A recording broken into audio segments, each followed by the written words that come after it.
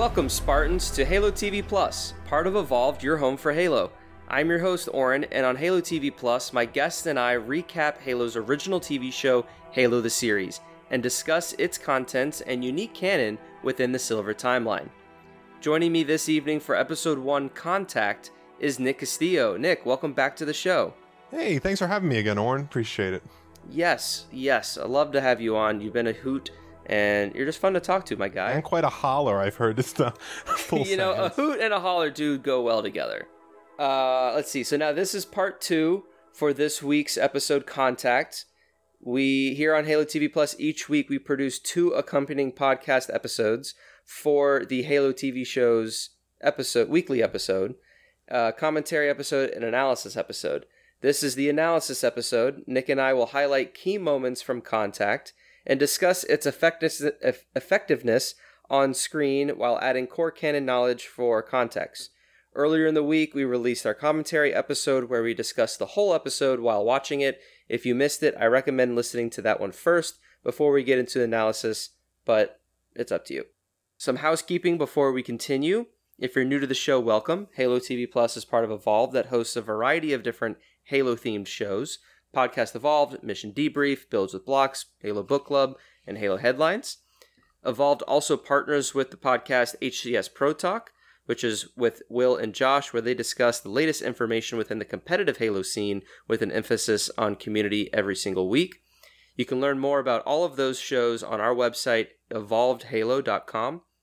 As we are a new show, we ask that you rate us and leave us a review. We greatly appreciate all the feedback we receive from our listeners to improve our show's quality.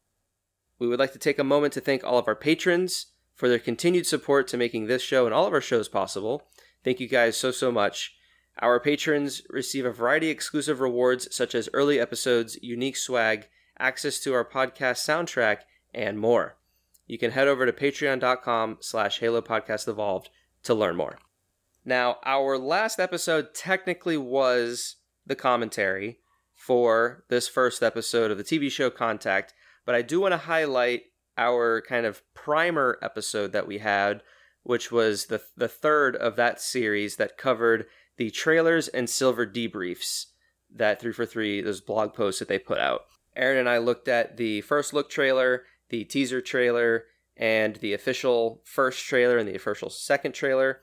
Talked about what we saw, what we can expect, did a little bit of speculation, and we also covered the 2 silver debrief blogs that 343 puts out on a pretty much a weekly basis now. And I just wanted to highlight that since recording that, they also released a 3rd silver debrief blog that breaks down the second trailer. Because remember, the first 2 blog posts, they cover the teaser trailer and the first official trailer. Now they have one for the second official trailer. It's a little confusing, I know. I'm not sure how I'm going to cover it, but 343 will be releasing a silver debriefing blog at the beginning of each week for the episode that premiered the previous Thursday. Because Halo TV show episodes come out every Thursday. I record these responses on like Friday and Saturdays, so I'm not sure how we're going to cover it. I just wanted to put it out there that there may be a world where I just don't cover it, and then maybe we do it as like a retrospective after the series, because I just don't know how I have time to just kind of do it all, and I don't want to wait for the still debriefing blogs where we can record over the weekend. So just wanted to put that message out there for the listeners that that is going on kind of independent to the show, or rather in tandem. And then also on Paramount Plus, they have something called Halo After the Show, which they're calling, I think, Halo the Series Declassified, where they interview some of the cast members and stuff like that. Again, I'm not going to be breaking down all of that. There's different fun things that you learn, and I just recommend that if you go watch the episode, then you also check out the Halo After the Show, which is this declassified series that they're doing. For episode 1 Contact, they did an interview with Pablo Schreiber. They did a little bit of like context of the Halo universe, where Cortana talks you through a little bit of the history of Halo as a franchise, and some other little fun details in there. So again, you can kind of go out, listen to those. For this episode and for our analysis episodes in general, we're basically going to cover a little bit more specifically the decisions that they made in the episode. So during the commentary episode, we've touched on, as much as we can really talk about while we watch it. But for this episode and for the analysis episodes, we just want to dive in a little bit deeper. And Nick and I feel that for episode 1, it would kind of make sense to just focus on the characters. The Paramount Plus and Showtime have been talking in length on how this is a very character-focused story. There's a lot with Master Chief discovering his humanity, a lot with different characters and like their morality compass, ethics, good versus evil, me versus you, and all these different types of viewpoints that that are going to be explored. And so we feel like the best way to do this is talk about the characters. We also highlighted all the characters and some of the events in one of our other previous episodes. So I think it's good to kind of give that foundational discussion as we move on into this season. So I will wrap up by, or rather, I will kick off the conversation. Well, that's the podcast. Thanks, guys, for coming out. It's been a great wrap up. I don't know why I said that. I'm going to kick off the episode by saying the synopsis for Contact. In the year 2552, humans on the planet Madrigal have been fighting for independence from Earth, but a fatal encounter with the alien covenant complicates things. Master Chief John 117 and his super soldiers Spartans join the fight. After the battle, Master Chief heads to his home planet of Reach with a Madrigal survivor and a mysterious object he discovered on the planet. But a controversial order has John questioning his mission and himself. The director is Otto Bathurst. The episode was 58 minutes and 56 seconds, and the original air date was March 24th. Now, I do want to note one thing, that in this description, it says that Master Chief's home planet is Reach, which is not a core canon fact. Master Chief is from Eridanos 2. Right, we all knew this. Yes, yes. Yeah, I mean, clear. If anyone's who played the games know this. Yeah, I was about to say it, but thank God you said it. If you've only played multiplayer, you would know this. It's just what it is.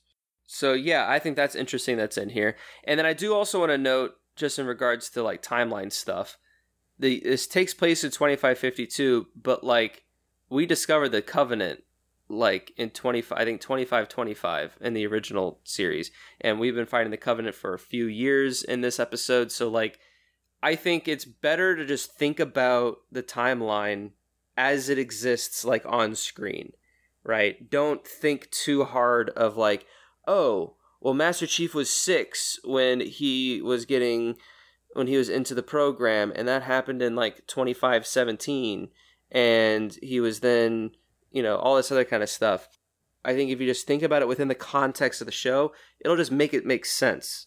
Because like they've changed it all to make it make sense in the show, instead of trying to be like, well, in this point of time, this happened in the books, and this happened in the game, and then this happened in the thing.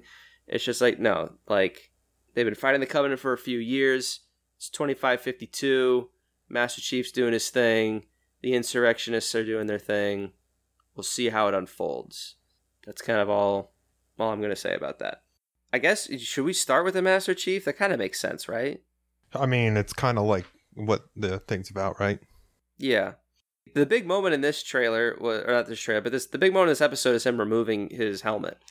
And we'll just start the conversation there, I guess. What did you think of the removal? I talked about it a bit, which I can kind of go over again in the commentary episode, but what's your point of view from it, Nick, in terms of that scene? Yeah, we both kind of discussed in that if it's a good payout, it works. If it just happens to serve a fan base, it sucks. But I think the way it leads up to it, because it happens within the first, or right in the middle of it, and it's the lead up into it makes it make sense. So like I feel from like a storytelling point of view and a person who doesn't know the backstory that well, again, anyone who's listened to me, I probably suck at the backstory, but I really do enjoy learning about it, and I really did enjoy the filming and cinematography and the games when I did play them. I think this felt justified, and I felt it was grounded in truth and a reality that this makes sense to do. So I think it was pretty good. I 100% think that like the removal was one necessary for the show as a whole. I think it's a fine choice that they decided to do it in the first episode. I think they could have waited to the second episode if they wanted to, but for what they did do and the emotional beats that we got from Chief and Quan leading up to it, I felt like you said justifies it. And there's an emotional impact with Chief now not really knowing what is going on with these flashes. He feels different. His emotions, he's clouded. He's the UNSC is kind of doing some shading things and like shutting down the air in the pellet or in the Condor. So like he's confused, and Quan is confused and scared and terrified and all these emotions, and he wants some answers. And so in that moment, he needs Quan to be on his side, and he feels that the way to make that connection is to remove his helmet and have that human to human connection. Because at the end of the day, there's a guy in a suit underneath there. So I very much like that. I like this direction that we're headed, where Chief is discovering his humanity. In the beginning part of the episode, it's very much Spartan combat, killing machines, badassery that we're used to from the games. And Chief does that. He doesn't say a lot. He says what he needs to say. He gives his commands. And even interacting with Quan before he removes the helmet is still very like matter of fact. Like, I'm going to the machine to check my, biometrics. And then Quan's like, basically, you don't feel good? And he's like, yeah, I don't feel good. But like, that's just kind of how Chief talks. He's very analytical and specific. Yeah, one of the things we were saying too is even without the helmet, and like he is very robotic in his movements, in that it is fluid when they happen, but it's very much not like unnecessary. Like, he moves his whole torso up to look, and it feels like a soldier would still the whole time, and I like that very much too. And the little subtleties. It was nice. So I like Chief and this portrayal. I like Pablo Schreiber. I think he's doing a great job in this first episode, and I'm just excited to see more, really. Agreed. I guess we'll move to Quan, since we kind of briefly talked about her. I think I'm kind of tied into who had the best acting in this episode between Quan, who's played by Yurin Ha, and Air Admiral Parangosky, who's played by, I think, Shabana. Yes, I'm with you on this as well. Like, the two of them this episode are just amazing. They're the left sharks of this, right? Or was it right shark? I think it's left shark is the meme that kind of stole the show. I think it's left shark, yeah. But we're introduced to Quan being the rebellious teenagers that everyone goes through, and they discover the Covenant, and the Covenant fire back and just murders her friends. And she goes from joyous, happy-go-lucky, yeah, I want to get off this rock and you're never going to see me here again, to just being completely horrified. And just the terror on her face, just like every time I watch this, I just am like, damn, it's so good. She did such a phenomenal job, in my opinion. And that's what happens when you do drugs. The Covenant finds you. They murder you.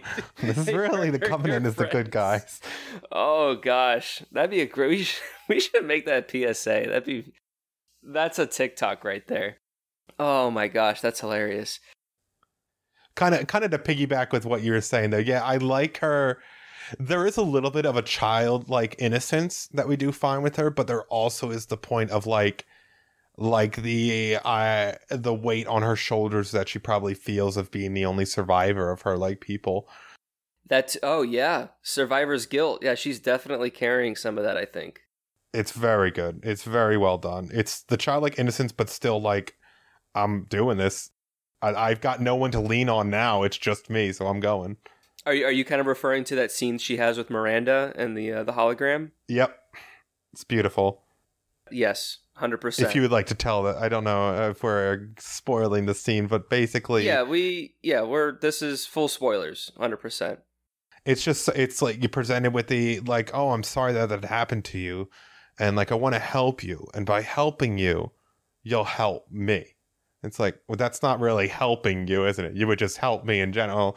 And she just basically gets asked to make like a statement that'll be turned into propaganda for the war effort. Thank you. Yeah, for the war efforts. And just, yeah, they basically, Miranda is I don't know where you'd put her on the D&D, 9, what's it called? The neutrality thing? What am I thinking of, Nick? With the alignment spectrum. Yeah, the alignment. Yeah, I don't know if she's like whatever the super good one is, but like she lawful good, like she may not be lawful good, but like she's definitely up there in the good category. I'd say chaotic good, because lawful good would be always doing the right thing. So you wouldn't, like, I'd say John would be lawful good.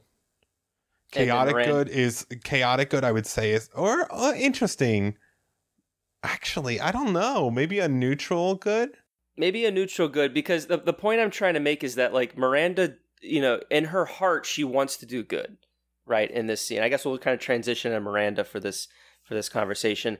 And she wants to do good. She knows that there's a bigger threat than the interpolitical sort of, like, needs of the outer colonies, because the Covenant is, like, committing genocide and planet hopping.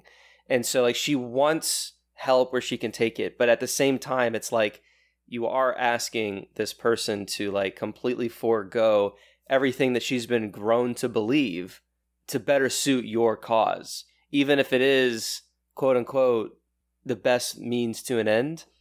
And it's moments like these that I hope just kind of continues throughout the story, that you have these different characters trying to reach their own goal, and no matter how justified or good it may be, there's still another side to it. So, and then you see then more of that when you start talking about Miranda and her father and Jacob Keyes, where then after that, when she's like, man, I really thought I was getting into her. Like, I was so political. Like, I don't understand why she, wanted to just do her own thing and basically threaten, and then Jacob Keyes was like, well, that's just who they are sometimes. And if they're not going to help us, then we can't keep them around. It's very interesting, like the indoctrinating of, like, this is the lifestyle, so when you try to show someone else your lifestyle and they're like, you're wrong. It's like, what do you mean I'm wrong? That's the only thing out there. Yeah. It's like when religion, when you tell them, like, I don't believe in God, not saying I do or don't, but, like, that's how hardcore it's built into her. Of, like, what do you mean? There is only God. Like, what do you mean there is only us to fight for you? And it's like, no, we can fight ourselves. It's like, okay, good luck. I'm sorry, what was that again? 126 to 127 down? Yeah, okay, you fought well. No, right, but that's exactly the kind of mindset that are, thoughts that are going through, like, Miranda's head. It's like what do you, like, come on, like why don't the insurrectionists understand that, like, we are trying to help and there's a bigger threat out there? And Kwan thinks it's better to honor her mother and father who fought for this cause than to tell the truth that there's this alien race out there that for all she knows, the UNSC could be behind, So, yes, great dynamics between them. Jacob Keyes, we see a little bit of him in the first game, and we get him in the Cole Protocol, but for such a, I guess, major character in the lore, we really don't see a lot of him in the lore. So the fact that he's in the show, I think, is a big moment for him to kind of, like, show who he is. And Captain Keyes in the core canon is methodical. He's very honorable, a great naval tactician and pilot, which I do hope we get to see later on. Like, he was very much, like, at FleetCom on the ground. Like, he has to pilot some frigate later in the series, and there needs to be some cool space battles. So I hope that's to come. But in terms of this episode, we get to see a little bit into him on what I would classify as just maybe obedient might be too strong of a word, but, like, he's willing to go through with that Article 72 order to eliminate the teenager or a teenager. I would say he's just direct. Obedient. No, because direct is like getting. Yeah, I'm trying to think. Like, I know what you mean by obedient, but obedient would be he does whatever. Yeah, no, I agree. But he follows through. He's a good student. He's well taught, and what he's taught, he executes. And I know what you mean by direct as well, because it's like, this is the order, and I'm going to carry out the order because I believe it is the best thing to do. Not so much as like, oh, I'm going to do it because you told me to. It's like, no, I truly believe, because you get a little bit of some back and forth later on when Chief is when the Condor is flying back to Fleetcom and Chief is trying to stop it, where Parangoski says you need to shoot down the ship, and he's like, no, like that's our biggest. Well, he doesn't say no, but he's like, are you sure? Like that's our best asset. He feels like he's disciplined with that. I'd say disciplined would be more the word, because it's like when he is given the order, he does it. But if it's not a direct order, then he will talk about it. But then the moment it turns into shoot, it's like, okay, yep, got it. Like, it's, he will, I think it's like he respects that he knows that he has the room to talk, but once the room has been given for him to follow an order, he's like, got it, type of thing, if that makes sense almost. Yeah, I think that's what I was trying to say.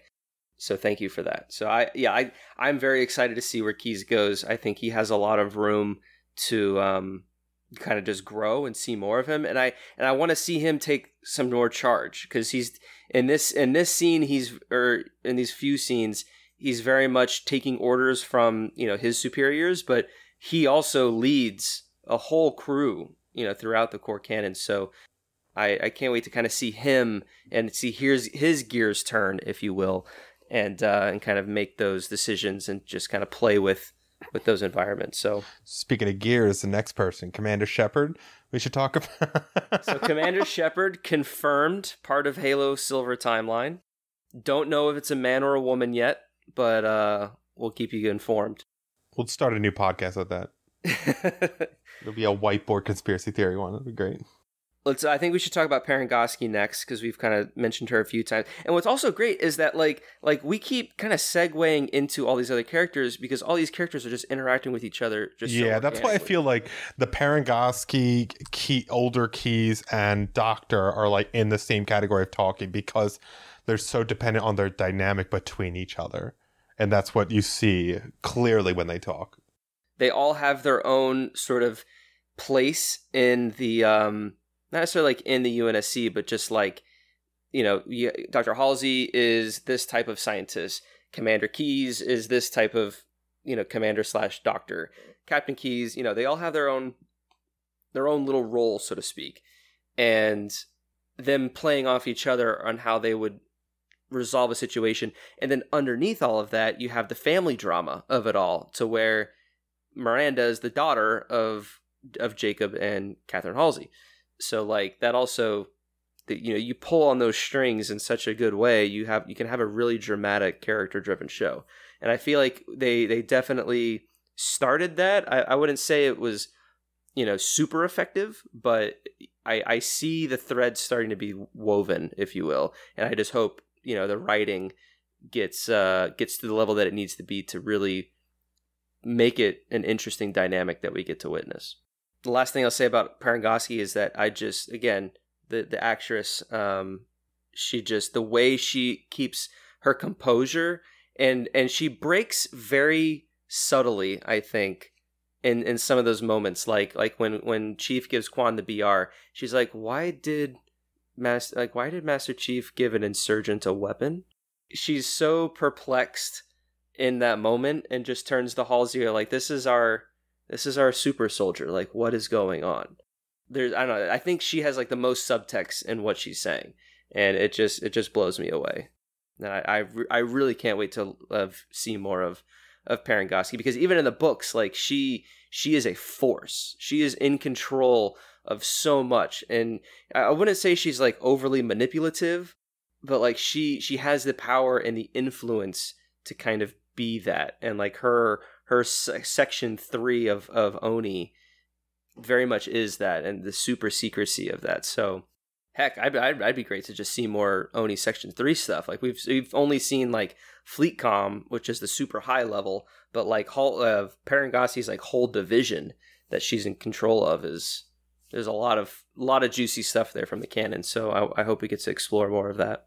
I'm not as huge the book nerd and the canon nerd, but you were talking about earlier her sternness of like, I said it in the watching review, but it's like she doesn't say no. It's almost like I'm sorry. Did you just tell me I could do like the I know I didn't hear you say this, so just confirm that you didn't. So like, AK, if I asked you, Oran, go and get me $10, and you're like, I don't have $10. She's very much like, I'm sorry. It's almost like you said you weren't going to get it for me. Is that what you said? Like, it's very much like don't let me hear you say no. It's so good. Like, correct me if I'm wrong, but if you correct me, you're gonna get hurt. Yeah, right. Correct me if I'm wrong, but are you implying that I'm wrong? Because you better be wrong. Do you want to talk about Halsey? I think Halsey's one of your favorite characters this episode. No, I always like the not the mad scientist role, because I don't believe she's a mad scientist, at least. I mean, because I suck at knowing the knowledge, but I love the people that are like driven at all costs to like do what they want to do. Like the expression like we see in memes is like, I don't want the hero saving my day, sacrificing me for the whole world. I want the villain who sacrifices the world to save me. It's like she very much gives off the like, I'm doing this. If you're going to get in my way, we're going to have a problem. But in more of a like, but in a very good way of like the chess tactician that's 7 moves ahead and knows where everyone's already going. Like we see in the episode with when she sees the reaction of the artifact and John. It's like not only the realization does like she still have the hold over John and know John will come back. It's that he's going to come back with like, I'm going to get that somehow. I'm going to be able to like see that artifact, and that's so powerful. She desires it so much.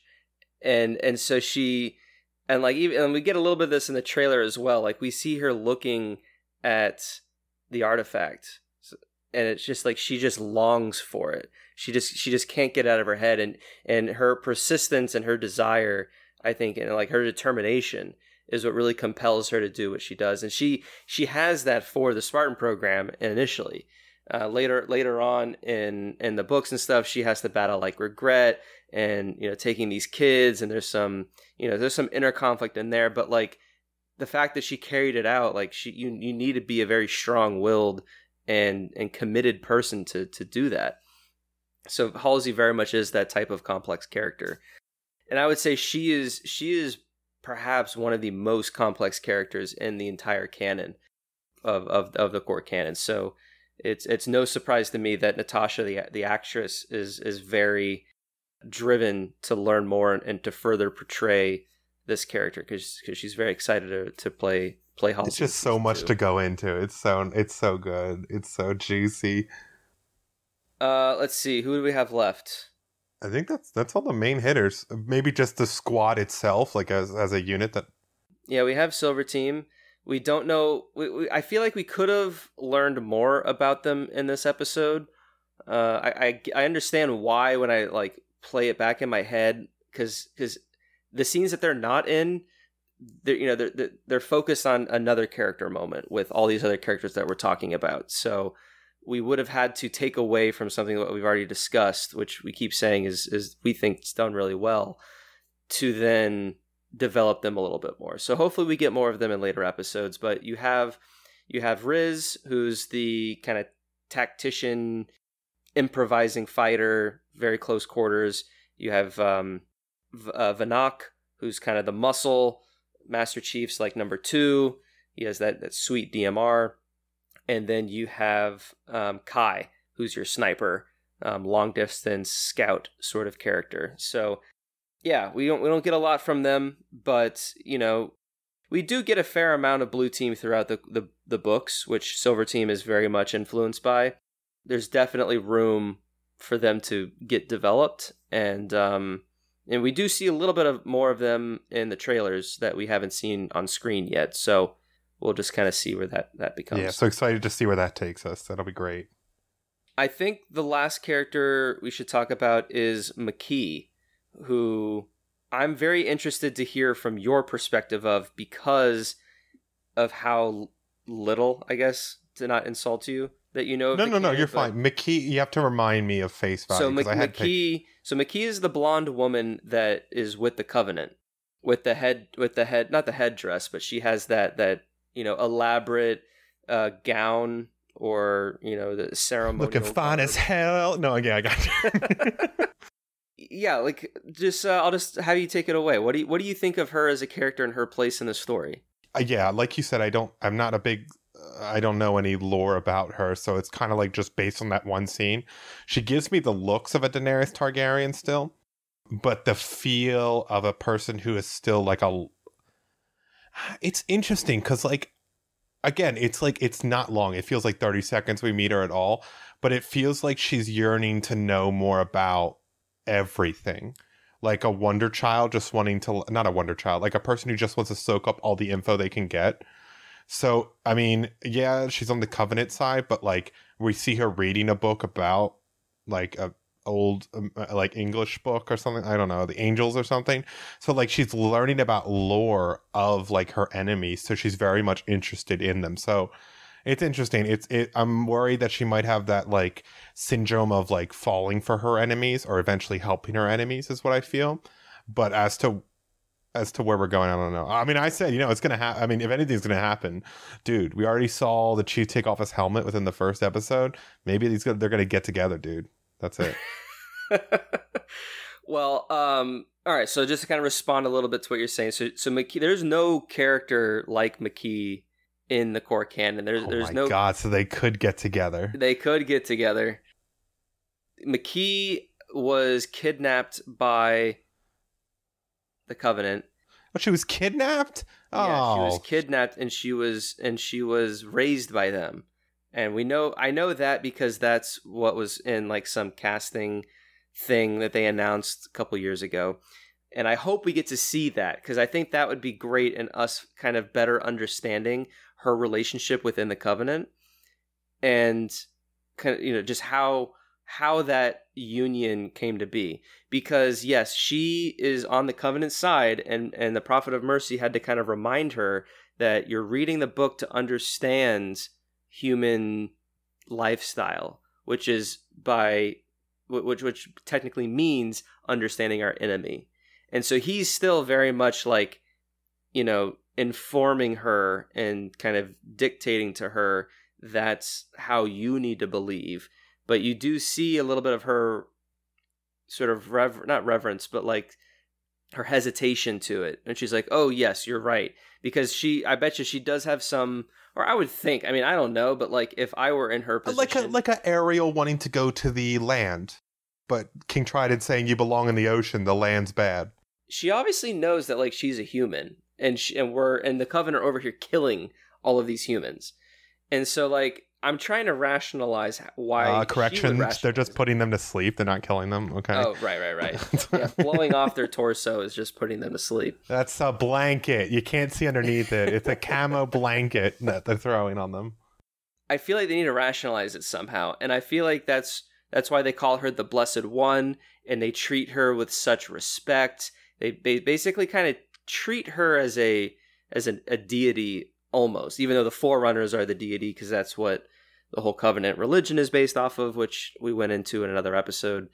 I feel like they're trying to say that like she is the one human that is pure, and because she can interact with the Forerunner objects, because that's her purpose. That's the purpose she holds in the story. That's why she knew the artifact was there, and that's why they went to Madrigal, and we get all that in those opening moments. And I think that helps. That's how I'm rationalizing it anyway, that she's kind of brainwashed that way. Big brain. If the casting notice says she was captured, maybe she's playing innocent this whole time to the Covenant. And really, she just wants to get back to the humans and is dreaming of that day. And when it happens, we're going to see it as it looks like she's infiltrating the humans. And then it's going to get to a final moment where Jon's captured by them. All right, Giga Brain, so you're still with me.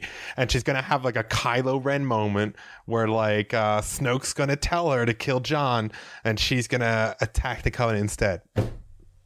If this happens, every one of your subscribers, Patreons, owe me something. I don't know. We'll get to it. If this happens, Oren, you can't play Halo for a year. If this happens, I'll bring you on another episode, all right? Oh, absolutely. Personally, I think she should just stay being a Covenant bad person. I really don't want her to have a change of heart.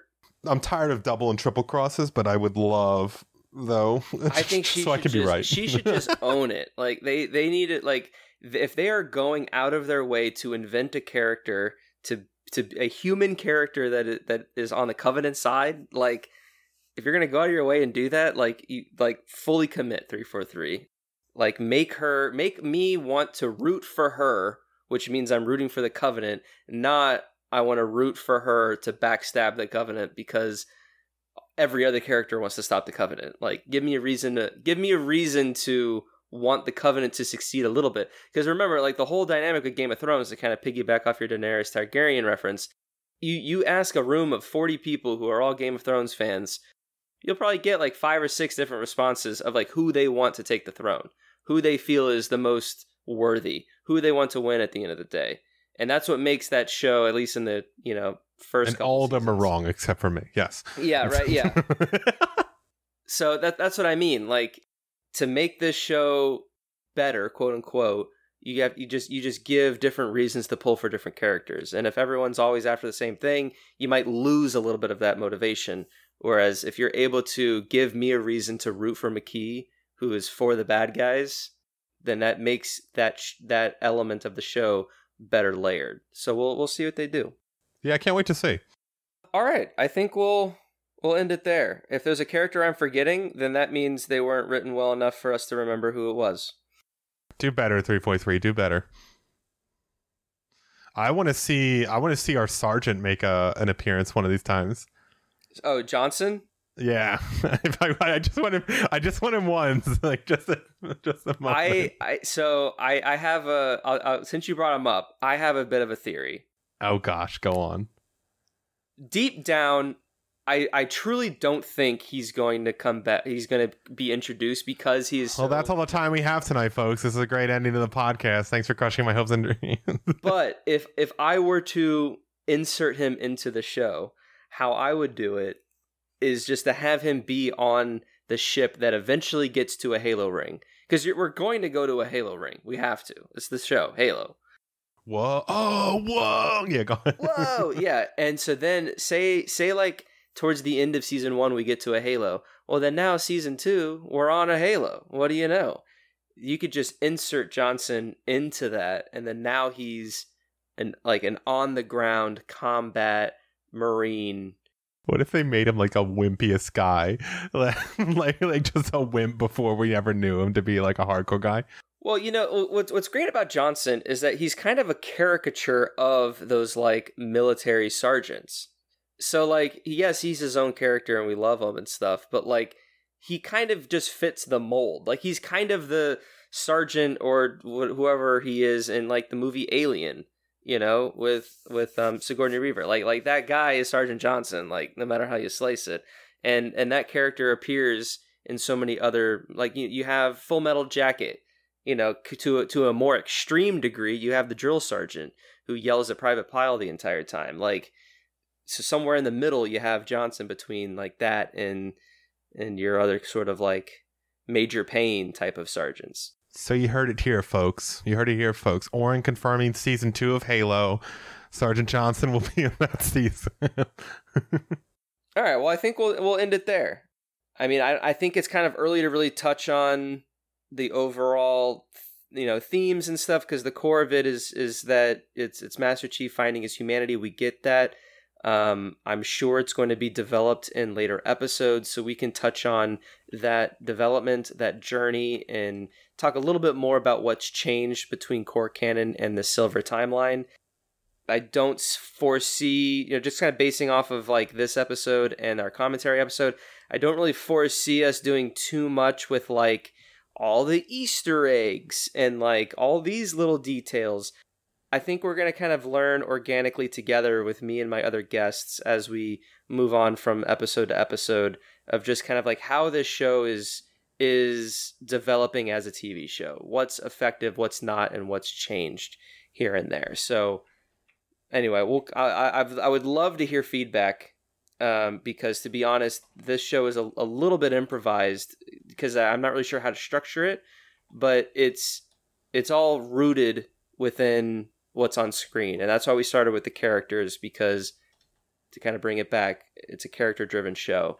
And that's what the writers and everyone's intended to be. So let's analyze it from that point of view. And we're going to continue to look at this from a TV show, see what works, see what keeps us entertained. And then as a Halo fan, what works, what was changed, what rubs us the wrong way. But I'm very interested because this show is very divisive right now in terms of its reception. You have people who love it, people who hate it, and people who are not sure yet because it's only one episode.